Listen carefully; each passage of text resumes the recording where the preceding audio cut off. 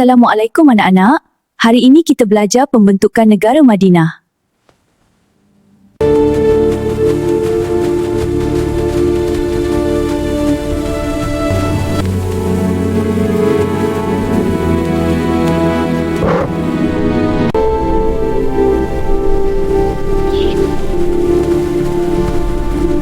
Di tanah Arab, berdirinya sebuah bandar yang menjadi cahaya kepada dunia. Namanya ialah Madinah.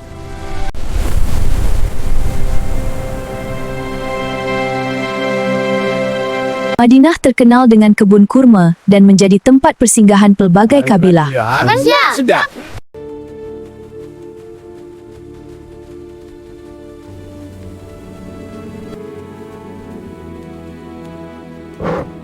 Penduduk Madinah terdiri daripada kaum Aus, Khazraj dan Yahudi.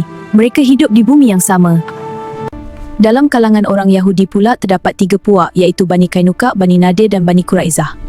Apabila Rasulullah berhijrah ke Madinah, bermulalah satu lembaran baru dalam sejarah Islam. Asas pertama ialah akidah. Keimanan kepada Allah menyatukan hati mereka.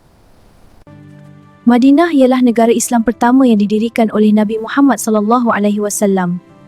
Masjid sebagai pusat ibadah bagi mengukuhkan keimanan kepada Allah Subhanahu Wa Taala. Asas kedua ialah persaudaraan. Muhajirin dan Ansar hidup seperti satu keluarga. Mereka saling membantu antara satu sama lain. Selamat datang. Terima kasih. Mari kita masuk dan makan. Asas ketiga ialah perlembagaan Madinah.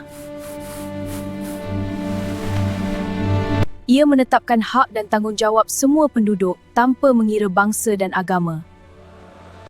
Dengan 3 asas ini terbentuklah negara Madinah yang aman dan kuat.